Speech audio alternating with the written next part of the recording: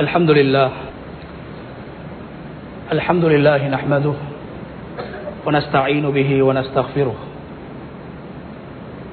ونعوذ بالله من شرور أنفسنا ومن سيئات أعمالنا من يهد الله فهو المهتد ومن يضلل فلن تجد له وليا مرشدا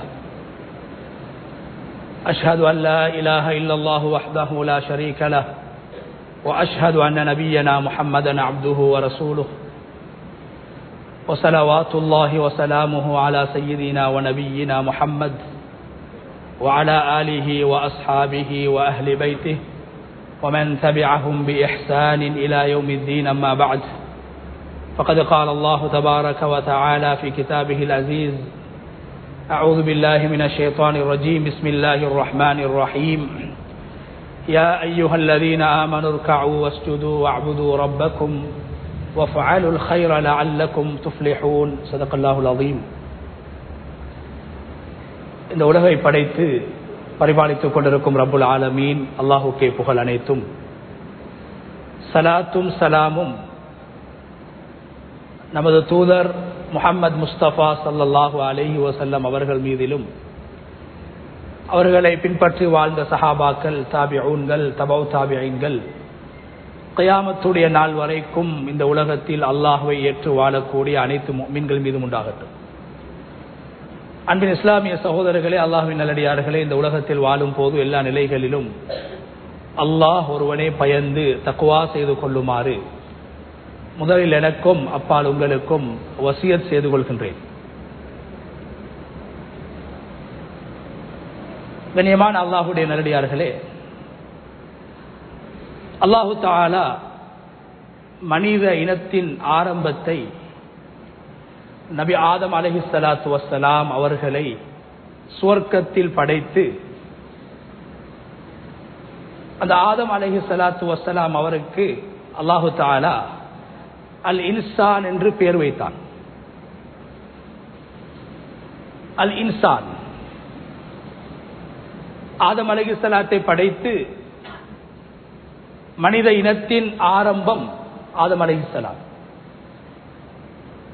மனிதனுக்கு அல்லாஹு தஆலா ஒவ்வொரு மனிதனுக்கும் தனிப்பட்ட அடையாளத்துக்காக வேண்டி பெயர் வைக்கப்பட்டிருந்தாலும், மனித இனத்துக்கு அல்லாஹ் சொல்கின்ற பெயர் அல் இன்சான்.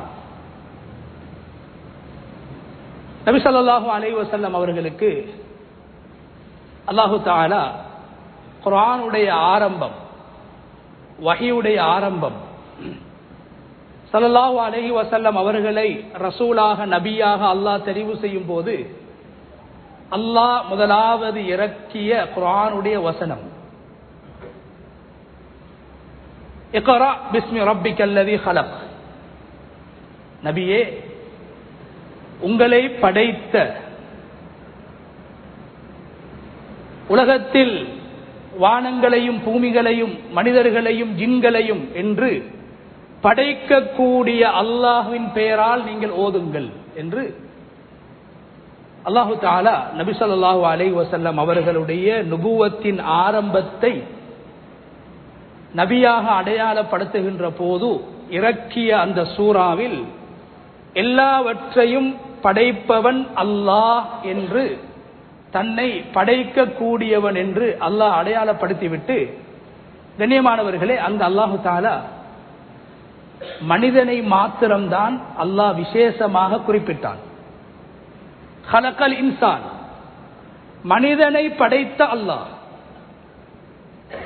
மனித இனத்தை படைத்த அல்லாஹ்வின் பெயரால் ஓதுங்கள் என்று அங்கும் அல்லாஹு தஆலா மனித இனத்துக்கு அல் இன்சான் என்று பெயர் சொன்னான்.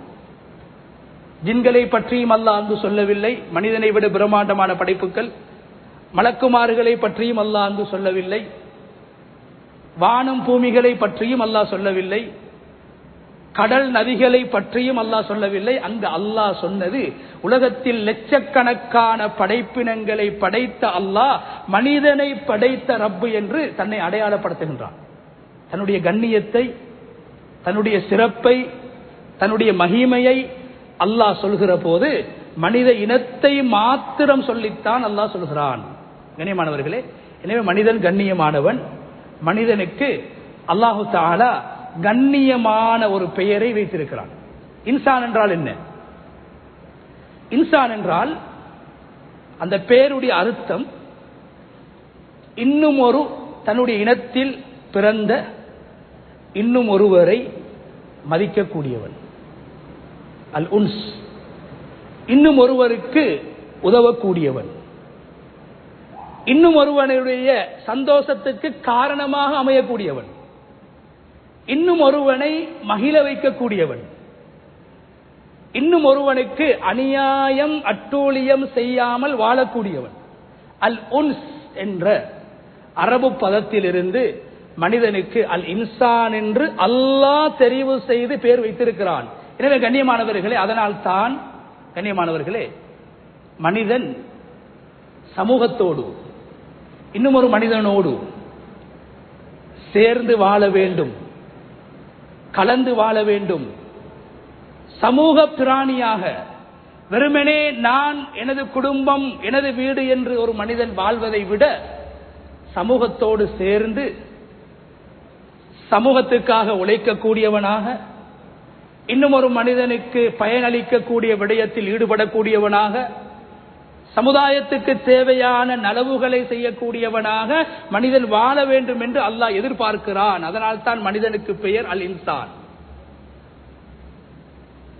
கண்ணியமான அல்லாஹ்வுடைய நல்லடியார்களே, அதனால்தான் இந்த உலகத்துக்கு ரசூல்மார்களாக, நபிமார்களாக தெரிவு செய்யப்பட்ட அனைத்து நபிமார்களையும் ரசூல்மார்களையும் அவர்கள் நபியாக ரசூலாக உலகத்துக்கு அடையாளப்படுத்தப்படுவதற்கு முன்னால் ஒவ்வொருவரும் உலகத்திலே சாதாரணமான மனிதர்களாக வாழ்ந்திருக்கிறார்கள். பிறக்கின்ற போது யாரும் நபியாக பிறப்பது கிடையாது, பிறந்ததும் கிடையாது. 30 வருடங்கள், 40 வருடங்கள், 50 வருடங்கள் உலகத்தில் மனிதனாக தன்னை அடையாளப்படுத்தியவர்கள், சமூகத்தோடு சேர்ந்து பயணிக்கக்கூடியவர்களாக, சமூகத்தோடு கலந்து வாழக்கூடியவர்களாக, சமூக உணர்வோடு வாழ்ந்தவர்களைத்தான் அல்லாஹு தஆலா நபிமார்களாக ரசூல்மார்களாக அல்லாஹ் தெரிவு செய்திருக்கிறான். எந்த நபி எடுத்துக்கொண்டாலும் அவர் ஒரு வியாபாரியாக, சமூகத்தோடு சேர்ந்து பழகக்கூடியவர், சமூக விவகாரத்தில் ஈடுபாடு காட்டக்கூடியவராக வியாபாரியாக இருப்பார், அல்லது ஒரு தொழிலாளியாக இருந்திருப்பார் நுபுவத்துக்கு முன்னால், அல்லது ஒரு விவசாயியாக இருந்திருப்பார். எந்த அளவுக்கு என்றால் நபி ஸல்லல்லாஹு அலைஹி வஸல்லம் அவர்கள் 40வது வயதுக்கு பின்னால் நபியாக அடையாளப்படுத்தப்பட்ட நேரத்தில், ரசூலாக அடையாளப்படுத்தப்பட்ட நேரத்தில் அந்த காலத்தில் வாழ்ந்த முஸ்லிம் அல்லாதவர்கள் நபி ஸல்லல்லாஹு அலைஹி வஸல்லம் அவர்களை பார்த்து என்ன சொன்னார்கள்? யம்ஷி ஃபில் அஸ்வாக், இவரு எங்களை போன்று சாதாரண மனிதர்களை போன்று சந்தைக்கு போறாரு, பஜாருக்கு போறாரு, தொழிலுக்கு போறாரு, வியாபாரத்துக்கு போறாரு, சந்தைகளில் நடந்து செல்கிறார் என்று நபி ஸல்லல்லாஹு அலைஹி வஸல்லம் அவர்கள் சமூகத்தோடு ஏனைய மனிதர்களோடு வைத்திருந்த உறவை காஃபிர்கள் ஆச்சரியமாக பேசினார்கள். அவர்கள் நினைத்துக் கொண்டிருந்தார்கள் நபிமார்கள் என்றால் வெறுமனே தொழுகையில் மாத்திரம், வெறுமனே இபாதத்துக்களில் மாத்திரம்தான் அவர்கள் ஈடுபட வேண்டும், சமூகத்தோடு இணையக்கூடாது, கலந்து வியாபாரங்கள் செய்யக்கூடாது, குடும்ப வாழ்க்கையில் ஈடுபடக்கூடாது, அவர்கள் அல்லாஹ்வுக்காக என்றே தனித்து வாழ வேண்டும் என்று ஆச்சரியப்பட்டார்கள். அப்படி அல்ல, சமூகத்தோடு சேர்ந்தவர்கள். நபி ஸல்லல்லாஹு அலைஹி வஸல்லம் அவர்கள் கண்ணியமானவர்களே 40 வயதுக்கு பின்னால்தான் ஒரு நபி. 63 வருட வாழ்க்கையிலே 23 வருடம் தான் நபியாக ரசூலாக உலகத்துக்கு வாழ்ந்தார்கள். அதற்கு முன்னால் நபி ஸல்லல்லாஹு அலைஹி வஸல்லம் அவங்க 40 வருடங்கள் இந்த உலகத்திலே ஒரு சாதாரண மனிதனாக வாழ்ந்திருக்கிறார்கள். ஒரு இளைஞனாக வாழ்ந்தார்கள், ஒரு வாலிபனாக வாழ்ந்தார்கள். வெளிநாடுகளுக்கு சென்று வியாபாரம் செய்யக்கூடிய ஒரு வியாபாரியாக வரலாறு நபி ஸல்லல்லாஹு அலைஹி வஸல்லம் அவர்களை அடையாளப்படுத்துகிறது. சிறந்த ஒரு கணவனாக வாழ்ந்து 7 பிள்ளைகளுக்கு தந்தையாக வாழ்ந்த ஒருவரைத்தான் அல்லாஹு தஆலா 40 வருடங்களுக்கு பின்னால் நபியாக ரசூலாக அல்லாஹ் தெரிவு செஞ்சான். மனிதர்களால் ஏற்றுக்கொள்ளப்பட்ட ஒருவர். நபி ஸல்லல்லாஹு அலைஹி வஸல்லம் அவங்களுக்கு நுபுவத்துக்கு முன்னால நபி அவங்களுக்கு வைக்கப்பட்ட பேர் என்ன? அஸ்-சாதிகுல் அமீன், உண்மையானவர், நேர்மையானவர்.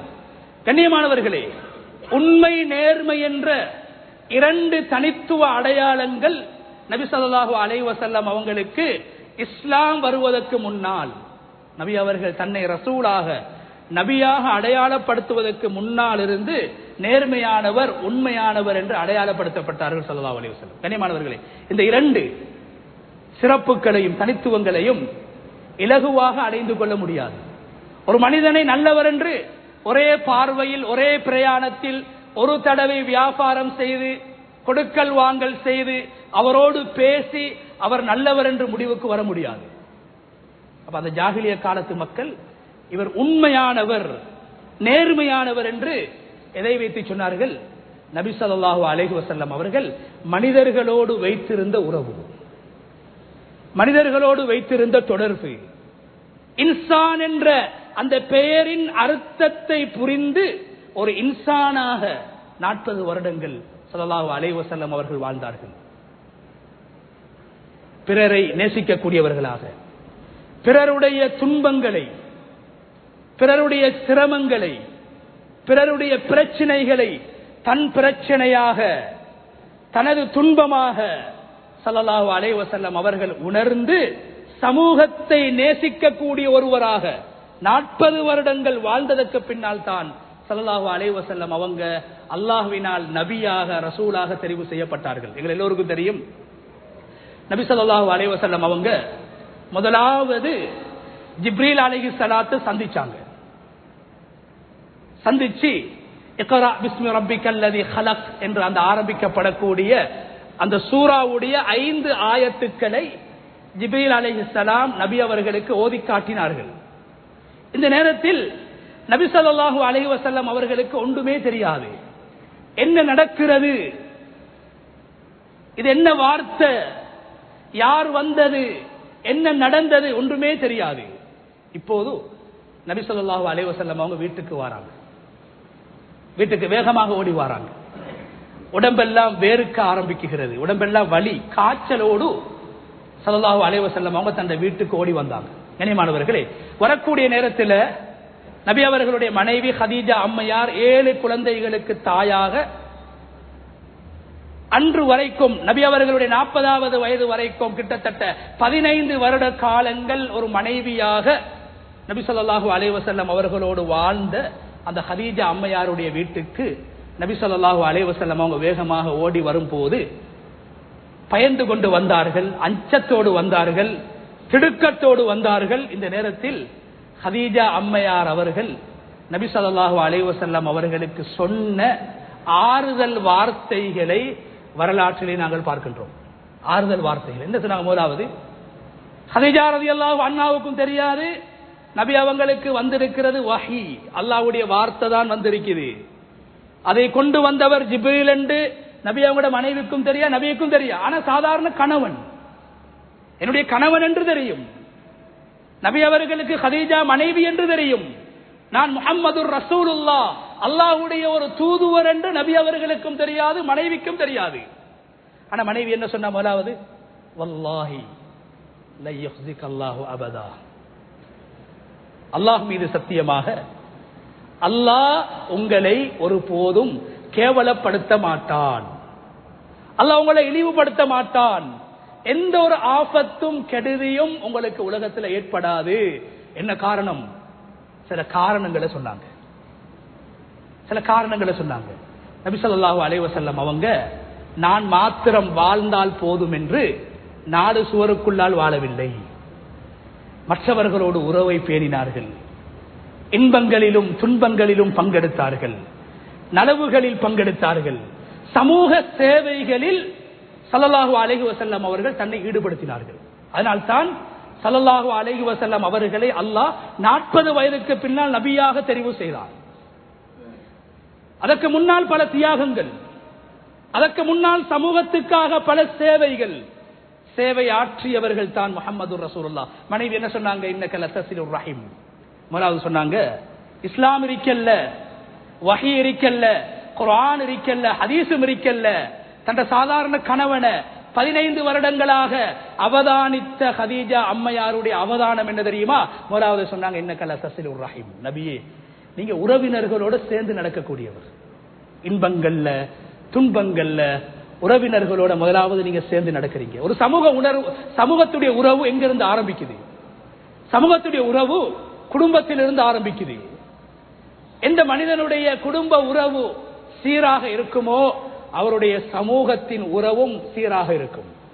முதலாவது மனைவி சொன்னாங்க, குடும்பத்தோட, மனைவிமார்களோட, பிள்ளைகளோட, சாச்சா பெரியப்பமார்களோட, மாமி சாட்சிமார்களோட, உங்களோட உறவினர்களோட நீங்க அழகாக நடந்து கொள்றீங்க, சேர்ந்து நடக்கிறீங்க. நீங்க தான் நான் தான் என்று தனித்து வாழவில்லை, சமூக உணர்வை பேணுவதற்காக வேண்டி உறவினர்களோடு சேர்ந்து வாழ்றீங்க. இரண்டாவது என்ன சொன்னாங்க? நிறைய விஷயங்களை சொன்னாங்க. இரண்டாவது சொன்னாங்க, வதஹ்மிலுல் கல். நீங்க மற்றவர்களுடைய சிரமத்தில் பங்கெடுக்கிறீங்க. ஒரு அழகான வார்த்தை. சமூக சேவை, பிறருடைய அவனுக்கு வந்தது வரட்டும் என்று வாழாமல், அவனுக்கு வந்த சிரமம், அவனுக்கு வந்த நோய், அவனுக்கு வந்த வறுமை, அவனுக்கு வந்த பிரச்சனை, அவனுக்கு வந்த பஞ்சம் எனக்கு வந்ததை போன்று என்ற உணர்வோடு பிறருடைய சிரமங்களை நீங்க சுமந்து கொள்றீங்க. கண்ணியமான அல்லாஹ்வுடைய நடிகார்களே, நபி ஸல்லல்லாஹு அலைஹி வஸல்லம் அவங்களுக்கு 20 வயசு, நுபுவத்துக்கு 20 வயசுக்கு முன்னால, 20 வருஷங்களுக்கு முன்னால நபி ஸல்லல்லாஹு அலைஹி வஸல்லம் அவங்களுக்கு 20 வயசு. 20 வயசுல நடந்த ஒரு சம்பவம் வரலாற்றில் பதிவு செய்யப்பட்டிருக்கு. கண்ணியமானவர்களே, அந்த காலத்தில் யமன் தேசத்தில் இருந்து வியாபாரிகள் ஹிஜாஸுக்கு வருவாங்க, மக்காக்கு வருவாங்க. இப்படியாக யமன்ல இருந்து ஒரு வியாபாரி மக்காவுக்கு வாராரு, வியாபாரத்துக்கு வாராரு. யமன்ல இருந்து பொருட்களை கொண்டு வந்து மக்கால விற்பனை செய்வார். பிறகு அந்த காசுக்கு மக்கால இருக்கக்கூடிய பொருட்களை வாங்கிட்டு யமனுக்கு போவாரு. ஒரு சாதாரண ஒரு தொழிலாளி. கண்ணியமானவர்களே, இவர் ஒரு தடவை ரொம்ப கவலையோட அநியாயம் இழைக்கப்பட்டவராக மக்காவில் இருக்கக்கூடிய முக்கியஸ்தர்களை சந்திச்சு, நான் யமன்ல இருந்து வந்தேன், வியாபாரத்துக்காக வந்தேன், தொழிலுக்காக வந்தேன், ஹலாலை தேடுவதற்காக வேண்டி வந்தேன். வந்த இடத்துல அல் ஆஸ் இப்னு வாயில் என்று சொல்லப்படக்கூடிய அம்ர் இப்னு ஆஸ் ரலியல்லாஹு அன்ஹு அவர்களுடைய தந்தை. குர்ஆன் அவரை பத்தி பேசுது. அவருக்கு அல்லாஹ் ஹிதாயத்தை கொடுக்கல. அபூஜஹலை போன்று உலகத்தில் மோசமாக வாழ்ந்த ஒரு அநியாயக்காரன் அம்ர் இப்னு ஆஸ் ரலியல்லாஹு அன்ஹுடைய தந்தை அல் ஆஸ் இப்னு வாயில். இந்த மனிதர் சாதாரண வியாபாரி சொல்றாரு, மக்கால வாழக்கூடிய மக்களிடத்துல அபூஜஹல் இடத்துல போய் சொல்றாரு, அபூ லஹப் இடத்துல போய் சொல்றாரு, அபூ தாலிப் இடத்துல போய் சொல்றாரு, மக்காவுடைய முக்கியஸ்தர்களை சந்திச்சு சொல்றாரு, நான் யமன்ல இருந்து வியாபாரத்துக்கு வந்தேன், என்னிடத்துல ஆஸ் இப்னு வாயில் ஒரு செல்வந்தன், ஒரு பணக்காரன் என்னுடைய பொருட்களை வாங்கிட்டு எனக்கு காசு தரல, காசு கொடுக்கல, அபகரிச்சிட்டாரு. என் பொருட்களை அபகரிச்சு எனக்கு காசு தாரதாக வாக்களிச்சு காசை தராம என்னை ஏமாத்திட்டாரு, எனக்கு பொல்லு போட்டுட்டாரு. வேற நாட்டில இருந்து வந்த ஒரு சாதாரண வியாபாரி அநியாயம் இழைக்கப்பட்டிருக்கிறார். கண்ணியமானவர்களே, இதை யாரும் கணக்கெடுக்கல. வந்தவன் யமன்ல இருந்து வந்தவன், இவனுக்கு உதவி செய்யறதுக்கு யாரும் இல்ல, இவனை கேட்கறதுக்கு யாரும் இல்ல, பார்க்கறதுக்கு யாரும் இல்ல என்று கணக்கில்லாம இருந்துட்டாங்க. கண்ணியமானவர்கள், அந்த காலத்துல முஸ்லிம் அல்லாதவர்கள் இருந்தாலும் கூட, ஜாகிலிய காலத்தில் வாழ்ந்தவர்களாக இருந்தாலும் கூட ஒரு சில நல்ல மனிதர்கள் வாழ்ந்திருக்கிறார்கள். அப்படியான ஒருவர் தான் அப்துல்லாஹ் இப்னு ஜுதுஆன். அல்லாஹ் அவருக்கு ஹிதாயத்தை கொடுக்கல. அவரு நபி ஸல்லல்லாஹு அலைஹி வஸல்லம் அவங்க நபியாக வாரத்துக்கு முன்னால அவர் வஃபாத் ஆகிட்டார். அப்துல்லாஹ் இப்னு ஜுதுஆன் இடத்துல போய் அந்த யமன் தேசத்தில் இருந்து வந்த வியாபாரி சொல்றாரு, நான் நியாயத்தை பெறுவதற்காக உங்களிடத்தில் வந்திருக்கிறேன். அபூ ஜஹல்ட்ட போனேன், கணக்கெடுக்கல்ல. அபூ லஹப்ட்ட போனேன், கணக்கெடுக்கல்ல.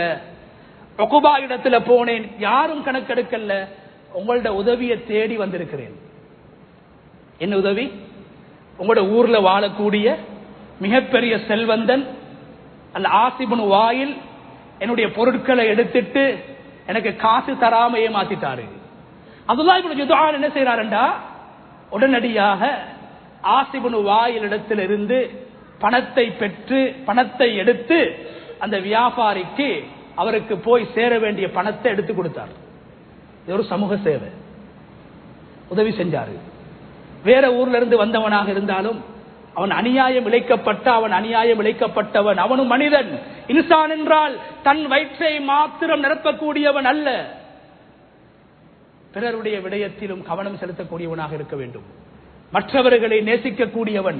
இன்சான் என்ற பெயரின் அர்த்தமே மற்றவர்களை நேசிக்கக்கூடியவன், பிறரை நேசிக்கக்கூடியவன், தனக்கு விரும்புவதை பிறருக்கும் விரும்பக்கூடியவன். அந்த அடிப்படையில் அப்துல்லாஹ் இப்னு ஜுதுஆன் அல்லாஹ்வை ஏற்றிருக்கவில்லை. நான் ஒரு மனிதன் என்று அநியாயம் இழைக்கப்பட்ட அந்த யமன் தேசத்து மனிதனுக்கு அவருடைய அநியாயத்தை விட்டும் இழைக்கப்பட்ட அநியாயக்காரருக்கு நியாயத்தை பற்றி கொடுத்தார். கொடுத்துவிட்டு உடனடியாக என்ன செஞ்சாரண்டா, அப்துல்லாஹ் இப்னு ஜுதுஆன் ஒரு சங்கம் ஒன்றை உருவாக்குறார். சங்கம், ஒவ்வொரு ஊர்ல ஒவ்வொரு சங்கம் இருக்குது. ஜனாதா சங்கம், நலன்புரி சங்கங்கள் ஒவ்வொரு ஊர்கள் இருக்குது. அப்துல்லாஹ் இப்னு ஜுதுஆன் ஒரு சங்கத்தை உருவாக்குறாரு. என்ன சங்கம் என்றா, அநியாயம் இழைக்கப்படக்கூடியவர்களுக்கு உதவி செய்யக்கூடிய சங்கம், பலவீனமானவர்களுக்கு உதவி செய்யக்கூடிய சங்கம். ஒரு சங்கம் உருவாக்கப்படுது. வரலாற்றில் அந்த சங்கத்துக்கு ஒரு பெயர் சொல்லப்படுது, ஹில்ஃபுல் ஃபுதூல். வரலாற்றில் மிக முக்கியமான ஒரு சங்கம் ஹில்ஃபுல் ஃபுதூல் என்ற ஒரு சங்கம் உருவாக்கப்படுது. அந்த நேரத்தில் ரசூலுல்லாஹி ஸல்லல்லாஹு அலைஹி வஸல்லம் அவங்களுக்கு வயசு 20. கண்ணியமான அல்லாஹ்வுடைய நடிகார்களே, அந்த சங்கத்துடைய செக்ரட்டரியாக, காரியதரிசியாக ரசூலுல்லாஹி ஸல்லல்லாஹு அலைஹி வஸல்லம் அவங்க நியமிக்கப்பட்டாங்க 20வது வயசுல.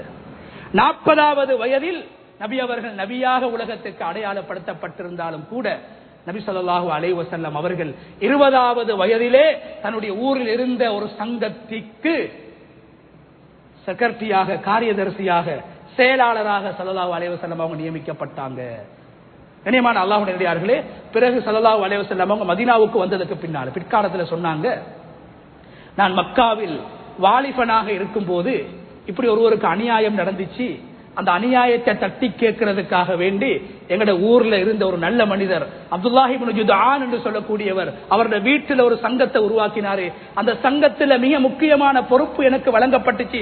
சொன்னாங்க ஸல்லல்லாஹு அலைஹி வஸல்லம், அந்த நேரத்தில் சொன்னாங்க ஸல்லல்லாஹு அலைஹி வஸல்லம், அது போன்ற ஒரு விடயத்துக்கு மற்றவர்களுக்கு உதவக்கூடிய, மற்றவர்களுடைய உரிமைக்காக வேண்டி பாடுபடக்கூடிய, மற்றவர்களுடைய நலவுகளுக்காக உழைக்கக்கூடிய அப்படியான ஒரு சங்கத்துல நானும் ஒருவனாக செயல்பட்டது. சொன்னாங்க ஸல்லல்லாஹு அலைஹி வஸல்லம், அந்த காலத்துல மிக பெருமதியான ஒட்டகம், சிவப்பு ஒட்டகம். எங்களை இந்த நவீன காலத்துல நவீன வாகனங்களை போல, கோடிக்கணக்கு பெருமதியான வாகனங்களை போலதான் அந்த காலத்துல ஹுமுருன் நஅம் என்று சொல்லப்படக்கூடிய சிவத்த ஒட்டகங்கள். சொன்னாங்க ஸல்லல்லாஹு அலைஹி வஸல்லம், நான் 20வது வயசில் அந்த சங்கத்துக்கு ஒரு மெம்பராக, உறுப்பினராக நான் தெரிவு செய்யப்பட்டு அந்த சங்கத்தில் நான் 20 வருட காலங்களாக ஒரு உறுப்பினராக நான் செயல்பட்டது.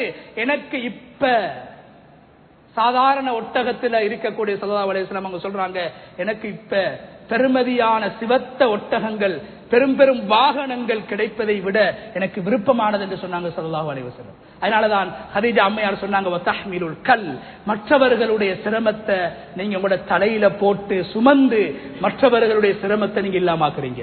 மேலும் சொன்னாங்க, வதக்ஸிபில் மஅதூம், நபியே தொழில் இல்லாதவர்களுக்கு, சுப்ஹானல்லாஹ், தொழில் இழந்து வாழக்கூடிய, தொழில் இல்லாமல் இருக்கக்கூடியவர்களுக்கு நீங்க தொழில் செஞ்சு நீங்க ஆடு மேய்ச்சி, நீங்க வியாபாரம் செஞ்சு, நீங்க விவசாயம் செஞ்சு அப்படியான மக்களுக்கு நீங்க உதவி செய்றீங்க.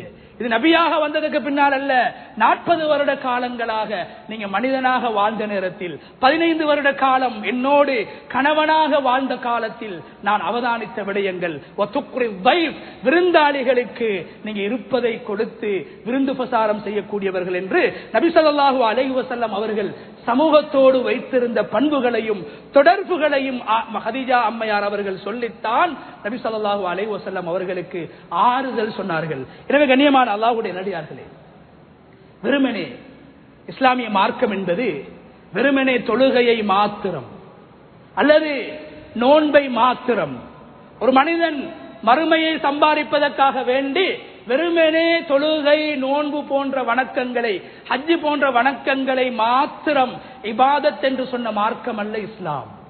இஸ்லாம் சமூகத்துக்காக வேண்டி, பிறருக்காக வேண்டி, மற்றவர்களுக்காக வேண்டி ஒரு மனிதன் செய்யக்கூடிய சாதாரண நலவுகளையும் இபாதத் என்று இஸ்லாம் சொல்லுது.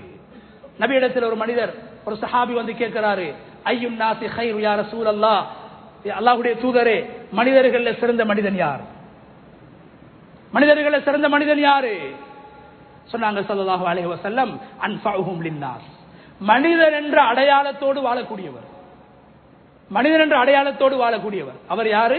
அன்ஃபஉஹும் லின்னாஸ், மனிதர்களில் யாரு மற்றவர்களுக்கு பிறருக்கு பிரயோசனம் அளிக்கிறாரோ, யார் மிக அதிகமாக மற்றவர்களுக்கு உதவுகிறாரோ, பிறருடைய துன்பத்திலும் இன்பத்திலும் பங்கெடுக்குகிறாரோ அவர்தான் மனிதர்களில் சிறந்தவர் என்று ஸல்லல்லாஹு அலைஹி வஸல்லம் அவங்க சொன்னாங்க. அதே சஹாபி மேலும் கேட்டாரு, ஐயுல் அமாலி அஹப்பு இலல்லாஹ் யா ரசூலல்லாஹ், அல்லாஹ்வுடைய தூதரே, அமல்கள்ல ஆக சிறந்த அமல் என்ன? மனிதர்களில் சிறந்தவர் மனிதர்களோடு பிறந்து மனிதர்களோடு சேர்ந்து வாழ்ந்து மனிதர்களுடைய இன்ப துன்பங்களில் பங்கெடுக்கக்கூடியவர். அதே சஹாபி கேட்டார், யா ரசூலல்லாஹ், அமல்கள்ல சிறந்த அமல் என்ன? சொன்னாங்க ஸல்லல்லாஹு அலைஹி வஸல்லம், சுரூருன் துதுஹிலுஹு அலா கல்பி முஸ்லிம். சொன்னாங்க ஸல்லல்லாஹு அலைஹி வஸல்லம், இன்னொரு முஸ்லிம்ட உள்ளத்துல நீங்க சந்தோஷத்தை ஏற்படுத்துறது, ஒரு முஸ்லிமை நீங்க மகிழ வைக்கிறது. சொன்னாங்க ஸல்லல்லாஹு அலைஹி வஸல்லம், அவங்க அமல்கள்ல சிறந்தது. இரண்டாவது சொன்னாங்க, அதே முஸ்லிம் ஒரு கடனாளியாக இருந்தா அந்த கடனுக்கு உங்களால ஏழுமான உதவியை செஞ்சு அந்த கடனை அடைக்கிறது மிகப்பெரிய ஒரு சமூக சேவை. தேவை உள்ளவனாக இருந்தா தேவை உள்ளவர்களுக்கு உதவி செய்யறது. கண்ணியமானவர்களே, ஆரம்ப காலத்துல நபி ஸல்லல்லாஹு அலைஹி வஸல்லம் அவங்க மஸ்ஜிதில் இருக்கும் போது ஜனாசாக்கள் கொண்டு வரப்படும். ஜனாசாக்கள் கொண்டு வரப்பட்டா கடனாளியாக மௌத்தாகின ஜனாசாக்களுக்கு நபி ஸல்லல்லாஹு அலைஹி வஸல்லம் அவங்க தொழுவிக்க மாட்டாங்க. நீங்க தொழுவீங்கன்னு யாராவது சஹாபாக்களை தொழுவிக்க சொல்லுவாங்க, அல்லது சஹாபாக்கள்ல யாராவது அந்த வஃபாத்தாகிய அந்த ஜனாசாவுடைய கடனை பொறுப்பெடுத்தா நபி அவங்க தொழுவிப்பாங்க. ஆனா பிற்காலத்துல மாஷா அல்லாஹ் நபி ஸல்லல்லாஹு அலைஹி வஸல்லம் அவங்களுக்கு கனிமத்துடைய பொருட்கள்ல இருந்து நபி அவங்களுக்கு ஜகாத் எடுக்க இயலாது. ஜகாத் நபி அவங்க எடுக்கிறது ஹராம், ஜகாத்தை சாப்பிட மாட்டாங்க. ஆனா கனிமத்துடைய பொருட்கள், யுத்தத்தில் கிடைக்கக்கூடிய கனிமத்துடைய பொருட்கள்ல ஒரு பங்கு நபி அவங்களுக்கு கிடைக்கும். கண்ணியமானவர்களே, நபி ஸல்லல்லாஹு அலைஹி வஸல்லம் அவங்க அதை தன்னுடைய உலகத்துடைய வாழ்க்கைக்காக வேண்டி பயன்படுத்தல, சாதாரண வாழ்க்கை தான் வாழ்ந்தாங்க. ஆனா பிற்காலத்துல யாராவது கடனாளியாக மௌத்தா போனா நபி அவங்களே சொல்லுவாங்களாம், அந்த கடனுக்கு நான் பொறுப்புதாரி, அந்த கடனுக்கு நான் பொறுப்புதாரி. இளைய என்னிடத்துல வாங்க, யாராவது கடனாளி இருக்கிறீங்களா என்னிடத்துல வாங்க, உங்களோட கடனுக்கு நான் உதவி செய்கிறேன். நபி ஸல்லல்லாஹு அலைஹி வஸல்லம் அங்க கடனாளியுடைய கடனை அடைச்சு இன்னும் ஒரு மனிதனுடைய சிரமத்தை கஷ்டத்தை ஸல்லல்லாஹு அலைஹி வஸல்லம் அவங்க இல்லாமக்கி இருக்கிறாங்க. கண்ணியமான அல்லாஹ்வுடைய நடிகார்களே, எனவே இஸ்லாம் என்பது வெறுமனே ஒரு மனிதன் சொல்லக்கூடிய தொழுகை மாத்திரம் அல்ல, பிடிக்கக்கூடிய நோன்பு மாத்திரம் அல்ல. கண்ணியமானவர்கள், உலகத்துல இஸ்லாம் 2 விதமான அமல்களை எங்களுக்கு காட்டி தந்திருக்குது. ஒரு அமல் இருக்குது, அந்த அமலை செஞ்சா, அந்த வணக்கங்களை இபாதத்துக்களை செஞ்சா எங்களுக்கு மட்டும் நன்மை கிடைக்கும். உதாரணமாக தொழுகையில ஈடுபடுறோம், நாங்க தொழுதா எங்களுக்கு மட்டும் நன்மை. நோன்பு பிடிக்கிறோம், நோன்பு பிடிச்சா எங்களுக்கு மட்டும் நன்மை. ஆனா கண்ணியமானவர்களே, இன்னும் சில வணக்கங்களை இபாதத்துக்களை இஸ்லாம் உலகத்தில் எங்களுக்கு காட்டி தருது, அந்த இபாதத்துக்கள்ல வணக்கங்கள்ல நீங்க ஈடுபடுறதால உங்களுக்கும் நன்மை கிடைக்கும், சமூகத்துக்கும் அதனால நலவு உண்டாகும். தனக்கு மாத்திரம் நன்மை அளிக்கக்கூடிய இபாதத்துக்களை விட தனக்கும் சமூகத்துக்கும் பயனளிக்கக்கூடிய விடயங்களை இஸ்லாம் முதன்மைப்படுத்துகிறது, அதை கண்ணியப்படுத்துகிறது, அதை உயர்வாக பேசுகிறது. கண்ணியமானவர்களே, ஜாகிலிய காலத்தில் வாழ்ந்தவர்கள் முஸ்லீம்கள் அல்ல. ஆனா அந்த ஜாகிலிய காலத்து மக்கள் செய்த 2 சமூக சேவைகளை குர்ஆன் பேசுது. குர்ஆன் பேசுது. எந்த அளவுக்கு அல்லாஹ் குர்ஆன்ல பேசுறான் என்றா, ஜாகிலிய காலத்து மக்கள் 2 சமூக பணிகளை அல்லாஹ்வுடைய பாதையில் போராடக்கூடிய போருக்கு சமமாக, போருக்கு ஈடாக, உயிரை கொடுக்கக்கூடிய அந்த பணிக்கு ஈடாக 2 சமூக பணிகளை செய்து வந்தார்கள். ஒன்று என்ன? ஹஜ் செய்வதற்காக வரக்கூடியவங்களுக்கு அவங்களோட தாகத்தை தீர்க்கிறதுக்கு தண்ணி கொடுத்தது. சுப்ஹானல்லாஹ். சொன்னாங்களே ஸல்லல்லாஹு அலைஹி வஸல்லம், யார் இந்த உலகத்தில் இன்னும் ஒரு மனிதன் தாகத்தை போக்குவாரோ, இன்னும் ஒரு மனிதன தாகத்தை யாரு போக்குவாரோ, குர்ஆன்ல அல்லாஹ் சொல்லக்கூடிய அர்-ரஹீகுல் மக்தூம் என்ற பரிசுத்தமான பானம், இன்பமான இனிமையான அந்த பானம் அவருக்கு சொர்க்கத்தில் கொடுக்கப்படும். ஒரு மனிதன் தாகத்தை போக்குறது. சொன்னாங்க ஸல்லல்லாஹு அலைஹி வஸல்லம், யாரு இன்னும் ஒரு மனிதனுக்கு, உடுப்பில்லாத ஒரு மனிதனுக்கு உடுப்ப வாங்கி கொடுப்பாரோ, சொன்னாங்க ஸல்லல்லாஹு அலைஹி வஸல்லம், சுவர்க்கத்துடைய பட்டாடைகளை அல்லாஹ் அந்த மனிதனுக்கு ஆடையாக அணிய வைப்பான். யார் ஒரு பசித்த மனிதனுக்கு ஒரு பிடி சாப்பாடை கொடுப்பானோ, ஸல்லல்லாஹு அலைஹி வஸல்லம் அவங்க சொன்னாங்க, அந்த மனிதனுக்கு அல்லாஹ் சுவர்க்கத்துடைய பல வர்க்கங்களை உணவாக கொடுப்பான். கனிமான அல்லாஹ்வுடைய நல்லடியார்களே, ஜாகிலிய காலத்து மக்கள் சிலை வணக்கம் செய்தவர்கள், காபாவுக்கு சூழால் சிலைகளை வணங்கியவர்கள். ஆனால் அந்த காலத்தில் நடந்த ஹஜ் என்ற அமலுக்கு வரக்கூடியவர்களுக்கு தண்ணீர் கொடுத்தார்கள். ஜம்சமுடைய கிணற்றில் இருந்து தண்ணீரை அள்ளி கொடுத்தார்கள். அல்லாஹ் குர்ஆனில் அதை பெருமையாக பேசுகின்றான். அஜஅல்தும் சிகாயத்தல் ஹாஜ், ஹாஜிமாருக்கு நீங்க தண்ணி கொடுக்கிறீங்க. சுப்ஹானல்லாஹ், சமூக பணி. ரசூல் ஸல்லல்லாஹு அலைஹி வஸல்லம் அவங்க மக்காவுக்கு வாராங்க. ஒரு தடவை வந்தா நபி அவங்களோட குடும்பம் குறைஷிகள் தான் ஜாகிலிய காலத்தில் இருந்து ஹாஜிகளுக்கு தண்ணி சப்ளை பண்றது, தண்ணி கொடுக்கக்கூடிய நல்ல குடும்பம், ஹாஜிகளுடைய தாகத்தை போக்கக்கூடிய குடும்பம். அப்து மனாஃப், நபி அவங்களுடைய பாட்டனின் பாட்டன் அப்து மனாஃபுக்கு பின்னால ஹாஷிம், ஹாஷிமுக்கு பின்னால அப்துல் முத்தலிப், அப்துல் முத்தலிபுக்கு பின்னால அப்பாஸ் ரலியல்லாஹு அன்ஹு, நபி அவங்களுடைய கடைசி சாட்சா. இவங்க தான் அந்த இஸ்லாம் வரும் வரைக்கும் ஜம்சம் கிணத்தை, அதாவது பரிபாலனம் செய்யக்கூடியவர்களாக, நிர்வாகிகளாக செயல்பட்டு ஹாஜிகளுக்கு தண்ணி கொடுத்தாங்க. நபி ஸல்லல்லாஹு அலைஹி வஸல்லம் ஒரு தடவை வந்தாங்க மக்காவுக்கு. வந்து அப்பாஸ் ரலியல்லாஹு அன்ஹு தன்னை கையால தண்ணி அள்ளி நபி அவங்களுக்கு தண்ணி கொடுத்தாங்க, தன்னை சாட்சா.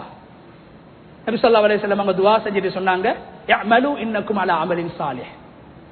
சொன்னாங்க ஸல்லல்லாஹு அலைஹி வஸல்லம், நீங்க ஒரு சாலிஹான அமலை செய்றீங்க. தொழுகை மட்டுமல்ல சாலிஹான அமல், ஹஜ் மட்டுமல்ல சாலிஹான அமல், நோன்பு மட்டுமல்ல சாலிஹான அமல். சொன்னாங்க அப்பாஸ் ரலியல்லாஹு அன்ஹு பார்த்து, ஹஜ்ஜுக்கு வரக்கூடியவர்களுக்கு, உங்களோட ஊருக்கு வரக்கூடிய விருந்தாளிகளுக்கு கிணத்துல இருந்து தண்ணி அள்ளி கொடுக்கிறீங்க.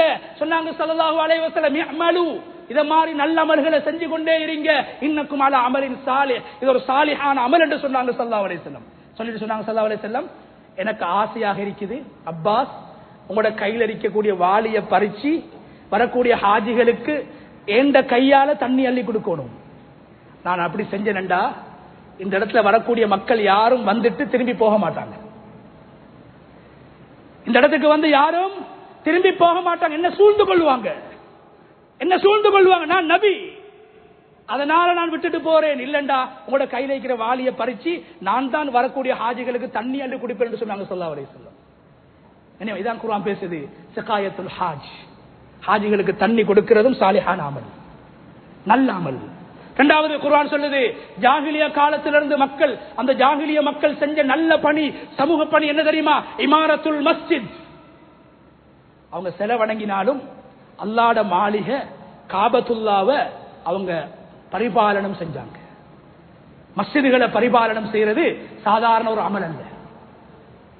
தண்ட பணத்தை செலவழிச்சு, தண்ட காசு பணங்களை செலவழிச்சு, தண்ட சக்தியை செலவழிச்சு, தன்னுடைய உடம்புடைய ஆற்றல்களை, அல்லாஹ் தந்திருக்கக்கூடிய ஆளுமைகளை பயன்படுத்தி அல்லாஹ்வுடைய மஸ்ஜிதை ஹயாத்தாக்குவது, அதை கட்டுவது, அமல்களால் சீராக்குவது, அதை ஆரோக்கியமாக வைத்துக் கொள்வது, அதை சுத்தமாக வைத்துக் கொள்வது, அதுவும் ஒரு இபாதத்.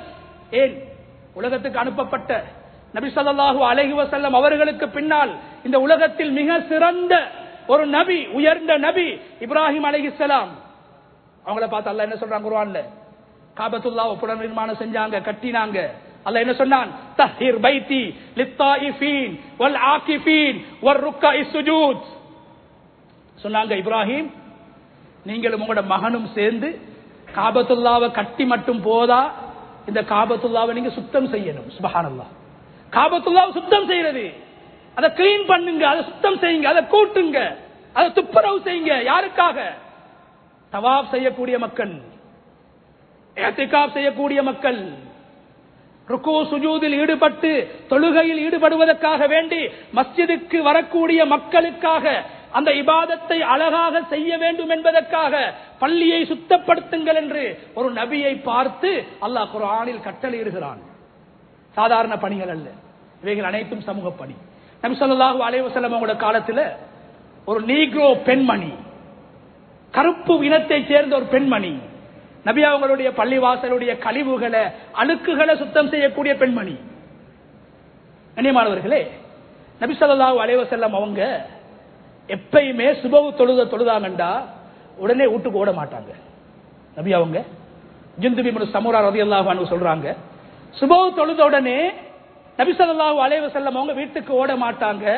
சுபஹ்வுக்கு பின்னால திக்ர் செய்வாங்க, சாலிஹான சில அமல்களை செய்வாங்க, செஞ்சிட்டு சஹாபாக்களோட பேசுவாங்க. நல்ல விஷயங்களை, பிறருடைய துன்பங்களை கேட்டு உதவி செய்யறது, இன்பங்களை பார்த்து சந்தோஷப்படுறது ஒரு மனிதனுடைய தன்மையாக இருக்கணும்.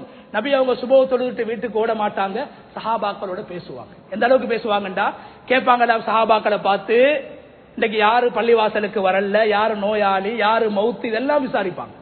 இதெல்லாம் சஹாபாக்கள்கிட்ட விசாரிப்பாங்க.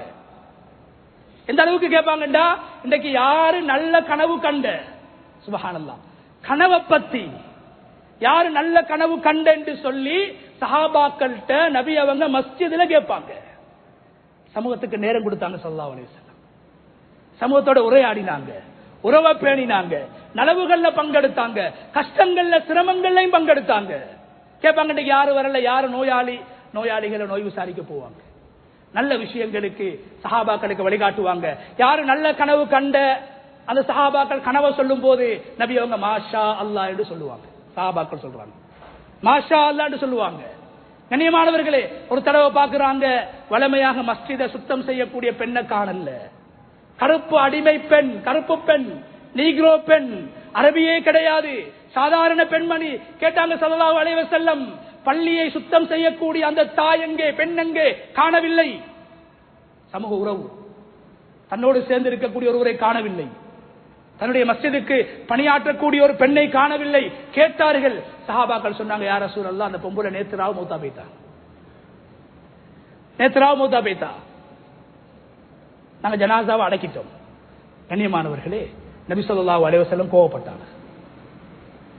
நபி அவங்க கோவப்பட்ட சந்தர்ப்பங்களை உலமாக்கள் தொகுத்திருக்கிறாங்க. அப்படியாக கடுமையாக கோவப்பட்ட நிலைமைகள் உண்டுதானாம். சொன்னாங்க ஸல்லல்லாஹு அலைஹி வஸல்லம், அவளா ஆதன்துமூனி, கோவத்தோட கேட்டாங்களாம், அந்த பொம்பளோட ஜனாசா செய்தியை ஏன் எனக்கு சொல்லல,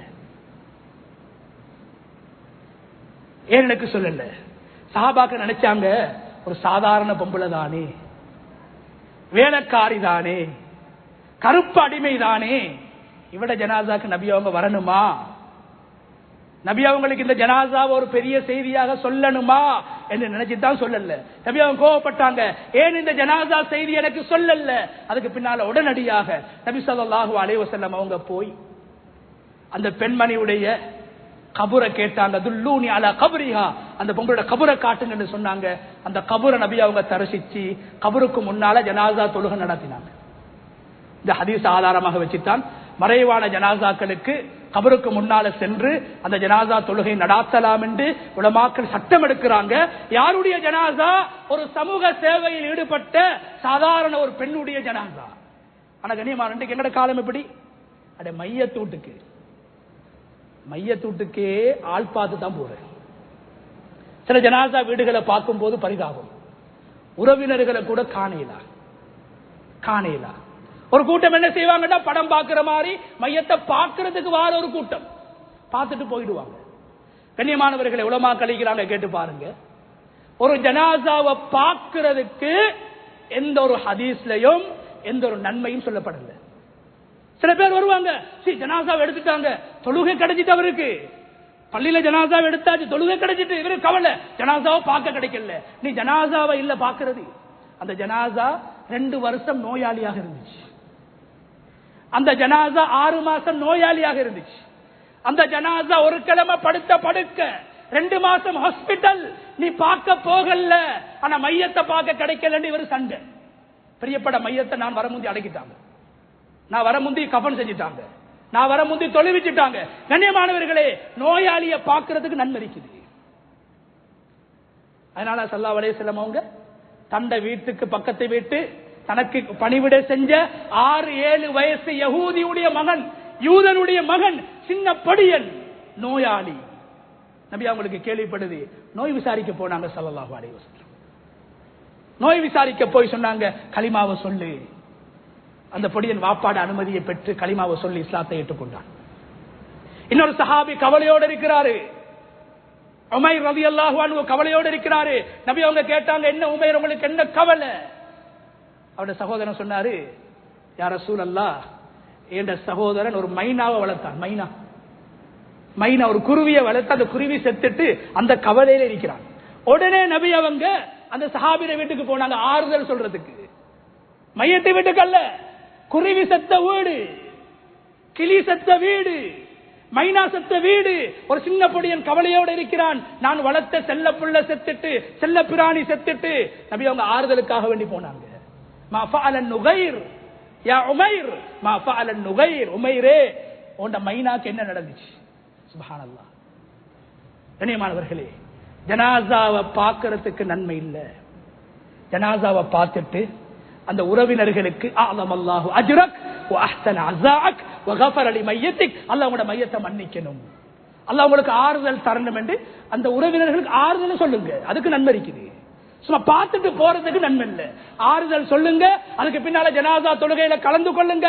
சொன்னாங்க ஸல்லல்லாஹு அலைஹி வஸல்லம், யாரு ஜனாசா தொழுகையில கலந்து கொள்வாங்களோ, ஜனாசா தொழுகையில கலந்து கொள்றதுக்கு அந்த மையத்து வாப்பாட மையத்தா இருக்கணும், சாச்சாட மையத்தா இருக்கணும், உம்மாட மையத்தா இருக்கணும் என்ற கட்டாயம் அல்ல.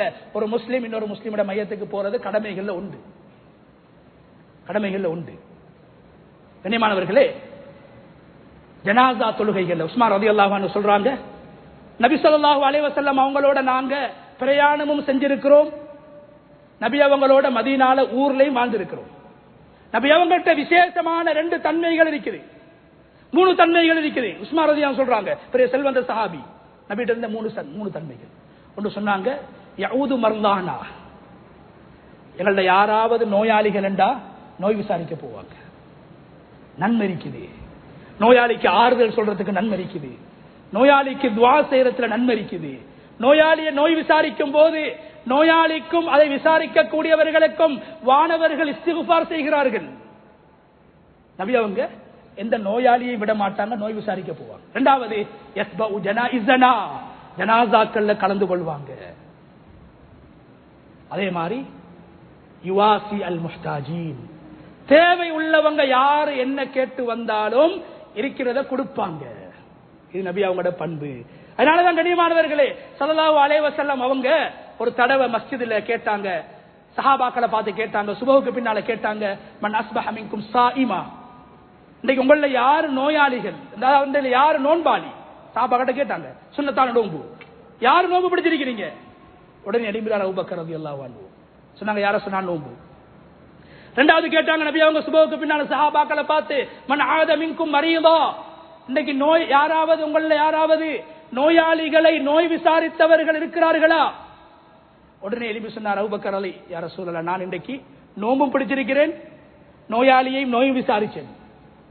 மூணாவது கேட்டாங்க ஸல்லல்லாஹு அலைஹி வஸல்லம், மன் அத்அம மின்கும் மிஸ்கீனா, உங்கள யாராவது பசித்த ஒருவருக்கு, பசியோட வந்த ஒரு ஏழைக்கு தேடி போய் அவருக்கு உணவு அளிச்சவங்க யாராவது இருக்கிறீங்களா? உடனே அபூபக்கர் சித்திக் ரலியல்லாஹு அன்ஹு சொன்னாங்க, எழுப்பி மூணாவது யார சொல்லலாம், அதை நான் செஞ்சிருக்கிறேன். நாலாவது கேட்டாங்க, மன் தபிஅ மின்கும் ஜனாஸா, உங்கள யாராவது ஜனாஸா தொழுகையில கலந்து கொண்டு அந்த ஜனாஸாவை அடக்கம் செஞ்சவங்க யாராவது இருக்கிறீங்களா? சொன்னார் அபூபக்கர் ரலியல்லாஹு அன்ஹு, யா ரசூலல்லாஹ், அதையும் நான் செஞ்சிருக்கிறேன். சொன்னாங்க உடனே ஸல்லல்லாஹு அலைஹி வஸல்லம், மஜ்தமஅனா ஃபீ முஃமினின் இல்லா வகத் தഖலல் ஜன்னah, இந்த நாலு அமல்களையும் ஒரு நாள்ல யாரு செய்வாரோ அவருக்கு சொர்க்கத்தை தவிர வேற கூலி இல்லைன்றாங்க ஸல்லல்லாஹு அலைஹி வஸல்லம். ஒரே நாள் 4 அமல். கனியமான இந்த 4 அமலையும் பாருங்க. இந்த 4 அமல்ல நான் ஆரம்பத்தில் சொன்ன மாதிரி ஒரு அமல் தான் தனக்கு மட்டும் பிரயோசனம் அளிக்கக்கூடியது, தனக்கு மட்டும் தொழுகையை போல நோம்ப போல. மற்ற 3ம் சமூகத்தோடு சம்பந்தப்பட்டது. ஏன்? ஒரு நோயாளியை நோய் விசாரிக்கிறது, இன்னும் ஒருவரோடு சம்பந்தப்பட்டது. பசித்தவருக்கு உணவளிக்கிறது, இன்னும் ஒருவருடைய உணர்வோடு சம்பந்தப்படுது. ஜனாசாவை தொழுவிச்சு அதை அடக்கம் செய்யறது, ஜனாசாவுக்கும் நன்மை போய் சேரும், துவா கிடைக்கும், உறவினர்களுக்கும் சந்தோஷம். உறவினர்களுக்கு சந்தோஷம். என் வாப்பாட மையத்து, என் உம்மாட மையத்து, இவர் வந்தாரு, துவா செஞ்சாரு, தொழுதாரு, ஆறுதல் சொன்னாரு, இன்னத்தரோடு சம்பந்தப்பட்ட. கண்ணியமானவர்களே, 4ல் 1 தான் தனிநபரோடு சம்பந்தப்படக்கூடிய, தனக்கு மாத்திரம் பயனளிக்கக்கூடிய ஒரு இபாதத்தை தவிர மற்ற 3ம் சமூகத்தோடு, சமூக உறவுகளோடு சம்பந்தப்படக்கூடிய அமல்கள். எனவே கண்ணியமான இஸ்லாம் என்பது வெறும் தொழுகை மாத்திரம் அல்ல. அல்லாஹ் குர்ஆன்ல சொல்றான், யா அய்யுஹல்லதீன ஆமனு ர்கஉ வஸ்ஜுது வஅபுது ரப்பக்கும். சூரா ஹஜ்ஜுடைய கடைசி பகுதி. ஹஜ் என்றாலே சமூக சேவைதான். ஹஜ்ஜுக்கு வரக்கூடியவங்களுக்கு அவங்க அந்த காலத்துல வாழ்ந்தவங்க தண்ணி கொடுத்தாங்க, காபத்துல்லாஹ்ல இடம் கொடுத்தாங்க, தங்குறதுக்கு இடம் கொடுத்தாங்க, ஏத்திகாஃபுக்கு இடம் கொடுத்தாங்க. சமூக சேவையை பற்றி சூரத்துல் ஹஜ்ஜில் அல்லாஹ் பேசிட்டு கடைசியில் எப்படி முடிக்கிறான்? யா அய்யுஹல்லதீன ஆமனு, ஈமான் கொண்டவர்களே, இர்கஉ, நீங்க ருக்கு செய்யுங்க, வஸ்ஜுது, சுஜூதும் செய்யுங்க, வஅபுது ரப்பக்கும், அல்லாஹ்வை வணங்குங்க, வஃஅலுல் கைர், நலவுகளுக்கு காரணமாக இருங்க, சமூக சேவைகளில் ஈடுபடுங்க. ஏண்ட வீடு, ஏண்ட மனைவி, ஏண்ட குடும்பம் என்ற சுயநல உணர்வோடு வாழாமல் நாம் என்ற உணர்வோடு, சமூக உணர்வோடு, சமூக பற்றோடு சமூகத்துக்காக சேவையாற்றுங்கள் என்று சூரத்துல் ஹஜ்ஜுடைய கடைசி பகுதியிலே அல்லாஹ் குறிப்பிடுகின்றான். லஅல்லக்கும் துஃப்லிஹூன், உங்களுக்கு வெற்றி கிடைக்கும், சொர்க்கம் கிடைக்கும் என்று அல்லாஹ் சொல்றான். கண்ணியமானவர்களே, ஒரு நாளைக்கு நாங்க ஃபர்து தொழுகிறோம், 5 நேரம் தொழுகிறோம். 5 நேரத்தில் 17 ரக்காத்துக்களை தொழுகிறோம். 17 ரக்காத்துக்களிலும் ஒவ்வொரு ரக்காத்திலும் நாங்கள் மடக்கி மடக்கி மடக்கி சூரத்துல் ஃபாத்திஹாவை ஓதுகிறோம். அந்த சூரத்துல் ஃபாத்திஹா எங்களுக்கு எதை உணர்த்துது? சூரத்துல் ஃபாத்திஹா எதை உணர்த்துது? ரப்புல் ஆலமீன், உலகத்துக்கு ரப்பு அல்லாஹ் என்று நாங்கள் சொல்லிவிட்டு அல்லாஹ்வை புகழ்ந்து விட்டு என்ன சொல்கிறோம்? இய்யாக நஅ்புது வ இய்யாக நஸ்தஈன். யா அல்லாஹ், நாம் அனைவரும் உன்னையே வணங்குகிறோம், நாம் அனைவரும் உன்னிடத்தில் உதவி தேடுகிறோம். ஒரு ஆள் தனிய தொழுகிறதாக இருந்தாலும் சரி, தனிய சூரத்துல் ஃபாத்திஹா ஓதுறதா இருந்தாலும் சரி, நான் என்று ஓத முடியாது. நான் வணங்குகிறேன் என்று ஓதினால் தொழுகை பாத்தில். குர்ஆனை எப்படி மாற்ற முடியாது? அல்லாஹ்வே சொல்லித்தாரான், நஅ்புது, நாம் எல்லோரும் வணங்குகிறோம், வ இய்யாக நஸ்தஈன், நாம் எல்லோரும் உன்னிடத்தில் உதவி தேடுகிறோம் என்று சொல்லிவிட்டு என்ன சொல்கிறோம்? இய்யாக நஅ்புது வ இய்யாக நஸ்தஈன். அதெல்லாம் சொல்லிவிட்டு இஹ்தினஸ் ஸிராத்தல் முஸ்தகீம், யா அல்லாஹ், எங்கள் அனைவருக்கும் நீ நேரான பாதையை காட்டு. தனியத்தான் தொழுகிறாரு, அவர் எப்படி ஓதணும்? இஹ்தினா, எம் அனைவருக்கும் நேரான வழியை காட்டு. சூரத்துல் ஃபாத்திஹா கூட சமூக உணர்வு, சமூக உறவு, ஒரு மனிதன் சமூகத்தை நேசித்து சமூகத்தோடு சேர்ந்து பயணித்து சமூகத்துக்காக உழைக்க வேண்டும் என்ற பாடத்தை சூரத்துல் ஃபாத்திஹா எங்களுக்கு உணர்த்தி கொண்டிருக்கிறது. எனவே கண்ணியமான அல்லாஹ்வுடைய நடிகார்களே, இஸ்லாம் என்பது வெறுமனே அல்லாஹுக்கு மாத்திரம் செய்ய வேண்டிய கடமைகளை செய்ய வேண்டும் என்று வலியுறுத்தக்கூடிய மார்க்கம் அல்ல. அல்லாஹுக்கு செய்ய வேண்டிய கடமைகளை செய்வதை போன்று தன்னோடு சேர்ந்து வாழக்கூடிய மனைவி மக்கள், உறவினர்கள், நண்பர்கள், சமூகத்தில் வாழக்கூடிய எல்லோரோடும் சேர்ந்து சமூகத்தில் காணப்படக்கூடிய நலவுகளுக்கு காரணமாக இருந்து, கெடுதிகளை ஒழிப்பதற்கு காரணமாக இருந்து, பிறருடைய இன்பங்களிலும் துன்பங்களிலும் பங்கெடுத்து வாழக்கூடியவன் தான் மனிதன்.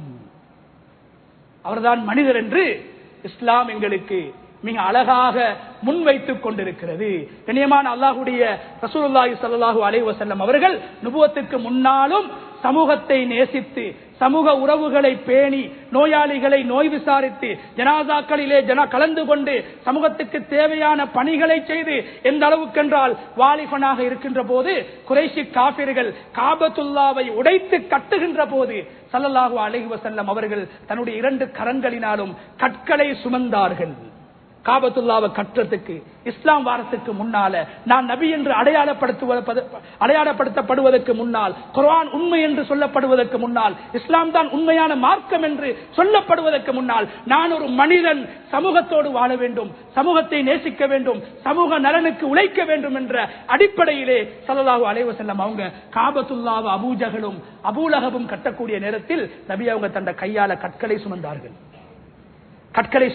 எந்த அளவுக்குண்டா நபி ஸல்லல்லாஹு அலைஹி வஸல்லம் அவங்க கடனாளியுடைய கடனை அடைச்சிருக்கிறாங்க, நோயாளிகளை நோய் விசாரிச்சிருக்கிறாங்க, ஜனாசாக்கள்ல கலந்து கொண்டிருக்கிறாங்க. எந்த அளவுக்குண்டா அப்துல்லாஹில் பஜாதைன் என்று சொல்லக்கூடிய ஒரு சஹாபியுடைய ஜனாசாவை அடக்கம் செய்யும் போது நபி அவங்க கபருக்குள்ள இறங்கினாங்க.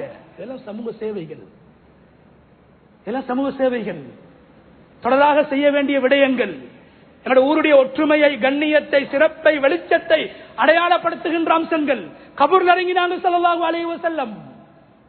சாதாரண ஒரு சஹாபி அடக்கம் செய்யறதுக்கு ஜனாசாவை குளிப்பாட்டி இருக்கிறாங்க நபி ஸல்லல்லாஹு அலைஹி வஸல்லம். ஜனாசாவை சுமந்துட்டு போயிருக்கிறாங்க நபி ஸல்லல்லாஹு அலைஹி வஸல்லம். பல சஹாபாக்களோட கபூர்ல நபி அவங்க இறங்கி இருக்கிறாங்க. கண்ணியமான அல்லாஹ்வுடைய நடிகார்களே, எந்த அளவுக்குண்டா நபி அவங்க ஒரு தடவை பாதையில வாராங்க. வரக்கூடிய நேரத்தில் அசிங்கமான கருப்பான அருவரப்பு தோற்றம் உள்ள ஒரு சஹாபி அவரை சந்திக்கிறாங்க. அவர் சமூகத்தில் கொஞ்சம் ஒதுக்கப்பட்டவர், சாதாரண ஒருவர். கேட்டாங்க நபி ஸல்லல்லாஹு அலைஹி வஸல்லம், நீங்க கல்யாணம் முடிக்கலையா? அந்த சஹாபி சொன்னாரு, யா ரசூலல்லாஹ், எனக்கு இந்த ஊர்ல யாரு பொன் தர போறாங்க? மதீனால அன்சாரிகள் எனக்கு பொன் தருவாங்களா? நான் எவ்வளவு அசிங்கமா இருக்கிறேன். தன்னை அவரு இழிவாக பேசுறாரு. நபி ஸல்லல்லாஹு அலைஹி வஸல்லம் அவங்க சொன்னாங்க, நீ உன்னை இழிவுபடுத்தாத, அல்லாஹ்விடத்தில் நீ கண்ணியமானவன். நபி அவங்க ஒரு வீட்டுக்கு போறாங்க. ஒரு அன்சாரியுடைய வீட்டுக்கு போய் கேட்கிறாங்க. அந்த அன்சாரி சஹாபியை பார்த்து கேட்கிறாங்க, உங்களோட மகளை எனக்கு முடிச்சு தாரீங்களா? நபி கேட்கிறாங்க. அந்த சஹாபி சொன்னார், யா ரசூலல்லாஹ், உங்களுக்குண்டா நாங்க கண்ணை மூடிட்டே சொல்லுவோம் சம்மதம், நீங்க நபி ரசூல், உங்களுக்கு மனைவியாக ஏண்ட மகள் வாரதாக இருந்தா ரொம்ப பெரிய கண்ணியம். சொன்னாங்க ஸல்லல்லாஹு அலைஹி வஸல்லம், அப்படியாக இருந்தா எனக்கு இல்ல, குறிப்பிட்ட ஒரு சஹாபிக்கு உங்களோட மகளை நான் பொன் கேட்டு வந்திருக்கிறேன். சுப்ஹான். நபி அவங்க ஒரு புரோக்கரை போல, யாருமே பெண் கொடுக்காத ஒரு வாலிபன் வாழ வேண்டும், திருமணம் செய்து வாழ வேண்டும், சமூகத்தில் அவரும் சேர்க்கப்பட வேண்டும். ஒதுக்கப்பட்டவருக்கு நபி அவங்க கல்யாணம் பேசுறாங்க. சொன்னாரு அந்த சஹாபி கேட்டார், யாரு? சொன்னாங்க நபி ஸல்லல்லாஹு அலைஹி வஸல்லம், ஜுலைபீப். உடனே அந்த சஹாபி சொன்னாரு, அவருக்குண்டா நான் தான் கொடுக்க மாட்டேன் மகள். அவரு அரபிகள் அடையாளம் இல்லை, அவர்கிட்ட அசிங்கமானவர். என்ற மகள் அழகான பெண், என்ற மகளை ஜுலைபீபு கொடுக்க மாட்டேன். உள்ளுக்கு இருந்து மகள் கேட்டுக்கொண்டிருக்கிறார். மகள் உடனே வந்து கேட்கிறா, பாப்பாவை பார்த்து, யார தந்தையே, நபி அவர்கள் கேட்ட ஒரு விஷயத்தை, விரும்பின ஒரு விஷயத்தை, கேட்டு வந்த ஒரு சம்மதத்தை நீங்க எப்படி வானாம் என்று சொல்வீங்க? அல்லாஹ் இதுல ஹைர உண்டாக்குவான். அந்த மனிதனை நான் முடிக்கிறேன். நபி அவங்க கேட்டு வந்த மாப்பிள்ள, நபி அவங்க என்ன பெண் கேட்டு வந்திருக்கிறாங்க, நான் முடிக்கிறேன் யார தந்தையே என்று தந்தை இடத்துல சொல்லி நபி ஸல்லல்லாஹு அலைஹி வஸல்லம் திருமணம் முடிச்சு கொடுத்தாங்க. திருமணம் முடிச்சு கொடுத்து ஒரு துவா செஞ்சாங்க. எப்படி துவா? அல்லாஹும்ம சுப்ப அலைஹிமல் கைர சப்பன் சப்பா. யா அல்லாஹ், இந்த 2 பேரும் கல்யாணம் முடிச்சுட்டாங்க, கணவன் மனைவியாக வாழ்றாங்க. இவங்களோட வாழ்க்கையில வானத்தில இருந்து மழை பொழிவதை போன்று கைறுகளை பொழிய செய்வாயாக. இப்படி அழகான துவா. கல்யாணம் முடிக்கிற மாப்பிள்ளமாருக்கு ஓதுற சுன்னத். அல்லாஹும்ம சுப்ப அலைஹிமல் கைர சப்பன் சப்பா. வானத்திலிருந்து மழை, பரக்கத்தான மழை கொட்டுவதை போன்று இவங்களோட வாழ்க்கையில பரக்கத்தை கொட்டுவாயாக. வலா தஜஅல் ஐஷஹுமா கத்தன் கத்தா. யா அல்லாஹ், இவங்களோட வாழ்க்கையில எந்த சிரமத்தையும் உண்டாக்காத, எந்த கஷ்டத்தையும் உண்டாக்காத. கண்ணியமான அல்லாஹ்வுடைய நடிகார்களே, ஒரு சில நாட்கள் கழியுது, ஒரு போருடைய காலம் வருது. அந்த சஹாபி அந்த போர்ல ஷஹீதாக்கப்படுறாரு, அந்த பெண் விதவையாக ஆக்கப்படுறா. கண்ணியமான அல்லாஹ்வுடைய நல்லடியார்களை சஹாபாக்கள் சொல்றாங்க, அந்த பெண் அல்லாஹ் எப்படி மாத்தினான் என்றா, நபி அவங்களோட துஆவுடைய பரக்கத் எப்படி அல்லாஹ் மாத்தினான் என்றா, மதீனால ஆக பெரிய செல்வந்த சீமாட்டியாக அல்லாஹ் இந்த பெண் ஆக்கிட்டான். கணவன் மௌத்து, விதவை பெண், ஏழைகளுக்கு உதவக்கூடிய தாயாக, சமூக சேவைகளில் ஈடுபடக்கூடிய தாயாக, பிறருடைய துன்பங்களை துடைக்கக்கூடிய தாயாக அந்த தாய் மாறிட்டா. நபியாவோட துஆட பரக்கத். எனவே கண்ணியமானவர்களே, ஸல்லல்லாஹு அலைஹி வஸல்லம் அவங்க நபியாக ஆக்கப்படுவதற்கு முன்னால் இருந்து நபியாக ஆக்கப்பட்டு மரணிக்கின்ற வரைக்கும் நான் நபி என்று ரசூல் என்று தன்னை அடையாளப்படுத்தியதை போன்று நான் ஒரு இன்சான், நான் ஆரம்பத்தில் சொன்னதை போன்று, இன்சான் என்றால் அவன் மனிதனை விரும்ப வேண்டும். மனிதனை வெறுப்பவன், சலாம் சொன்னாலும் பதில் சொல்லாம போறவன், சிரிச்சாலும் சிரிக்காம போறவன், பேசினாலும் பேசாம போறவன், ஆள் பார்த்து பழகுறவன், இந்த இன்சான் என்ற வரையறைக்குள்ள வரமாட்டான். இன்சான் என்றால் புன்னகை இருக்க வேண்டும். இன்சான் என்றால் உள்ளத்தில் இரக்கம் இருக்க வேண்டும். இன்சான் என்றால் உள்ளத்தில் கவலை இருக்க வேண்டும். மற்றவர்களை பற்றி உண்டான நல்லெண்ணங்கள் இருக்க வேண்டும். இன்சான் என்றால் மற்றவர்களுடைய இன்பத்திலும் துன்பத்திலும் பங்கெடுக்க வேண்டும் என்ற உணர்வு இருக்க வேண்டும் என்பதைத்தான் குர்ஆன் அல் இன்சான் என்ற அரபு பதத்தின் ஊடாக எங்களுக்கு உணர்த்துகிறேன். வல்லநாயன் அல்லாஹு தஆலா நாம் எம்மை நேசிப்பதை போன்று, என் குடும்பத்தை பிள்ளை குட்டிகளை நேசிப்பதை போன்று, நமக்கு கிடைக்கின்ற நலவுகளை பார்த்து மகிழ்வதை போன்று பிறரையும் நேசித்து, பிறருடைய நலவுகளிலும் பங்கெடுத்து, சிரமங்களிலும் பங்கெடுத்து, சமூக சேவைகளிலும் பங்கெடுத்து, பாடசாலைகள், மதரசாக்கள், மஸ்ஜிதுகள், ஊருடைய சமூக நலன்புரி சங்கங்கள், இது போன்ற இவ்வாறான பொது விடயங்களில் ஈடுபாடு காட்டி ஊருக்காக, சமூகத்துக்காக உழைத்து எங்களுடைய எதிர்கால பிள்ளைகளுடைய எதிர்காலம் மனமாக, வளமாக, மறுமலர்ச்சியாக வாழ்வதற்கு காரணமாக ரப்புல் ஆலமீன் அல்லாஹு தஆலா நம் அனைவரையும் ஆக்கியருள்வானாக. யாழ் எங்களுடைய பாவங்களை மன்னிப்பாயாக, யாழ் எங்களுடைய மாதா பிதாக்களுடைய பாவங்களை மன்னிப்பாயாக, யாழ் ஈமானோடு வாழ்ந்து ஈமானுக்காக உழைத்து இந்த உலகத்தை விட்டு பிரிந்து உயர்ந்த சொர்க்கத்தை அடையக்கூடிய கூட்டத்தை நம் அனைவரை ஆக்கியருள்வாயாக. வாஹிரு தஅவானா அல்ஹம்துலில்லாஹி ரப்பில் ஆலமீன்.